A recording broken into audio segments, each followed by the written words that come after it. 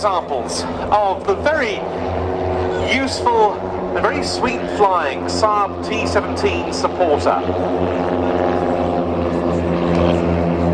As you might be able to guess from the nature of that departure, this is in effect a 4-aircraft team with a solo. They come from the Royal Danish Air Force's flying school, the Flyveskolen, based at Karup Air Base. And it's an aircraft with a very interesting history because a series of light aircraft developed in the Swedish city of Malmö with MFI designations, nothing to do with furniture, but a reference to Malmö Flygindustri, the aircraft factory that produces them, provided a light aircraft element and a light training aircraft element to the Saab product line.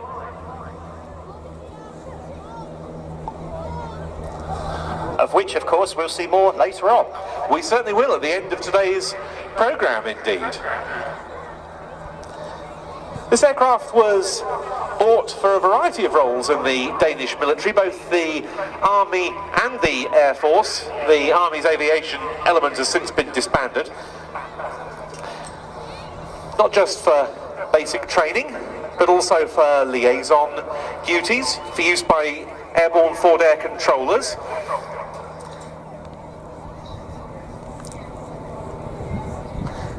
It's kind of swept forward. You look at it and think there's something different. I can't quite work out what it is. It is the fact that for an aircraft like this, it's very unusual to have a wing that's actually swept forward. But look to your left-hand side.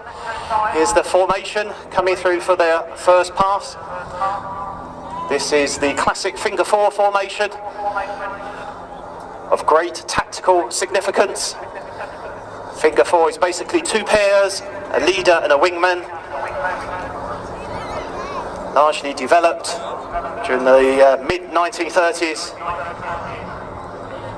A very important tactical formation.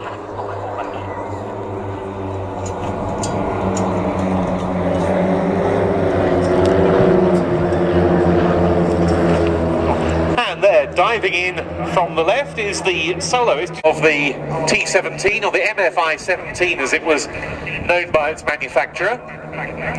And it's a display that shows this aircraft to have very, very crisp handling. A really good performer. I know the slightly different MFI-15 Safari version that the Royal Norwegian Air Force uses, very well liked by trainees from that country, and I'm sure the same is true of the T-17 of the Royal Danish Air Force.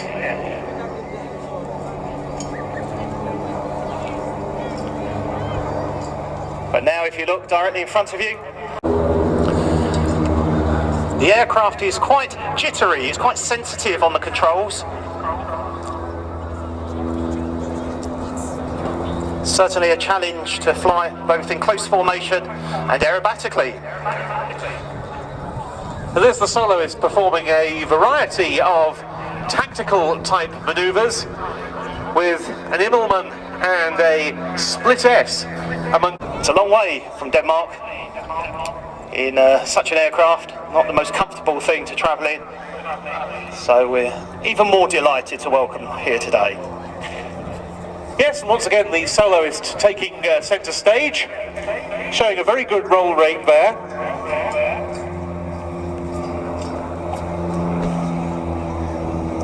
The aircraft was procured by Denmark during the 1970s, replacing a variety of existing. Centre stage, once again in the finger 4 formation. Watch closely as they reach the centre for the burst.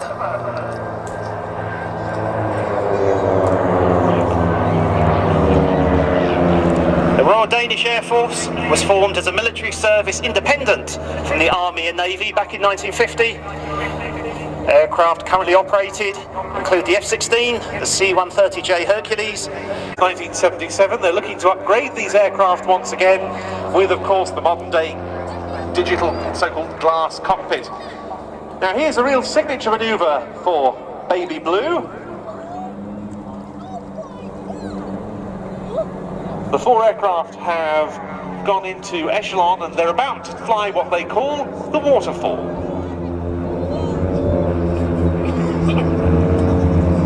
And so the call will soon come. Baby Blue 1. Braking, braking, go.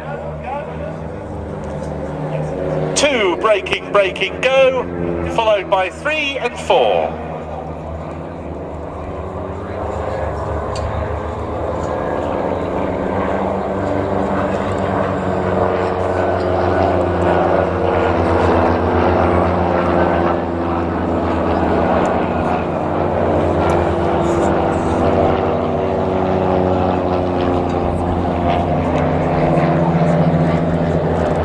As Andy said, a long flight to get here. They stopped off, I believe, at Norwich Airport.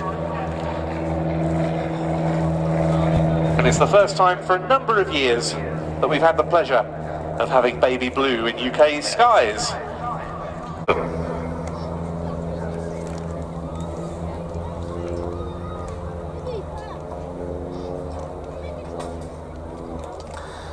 And that was the 2019 display by the Royal Danish Air Force, Baby Blue, with their 5 Saab T-17 supporters.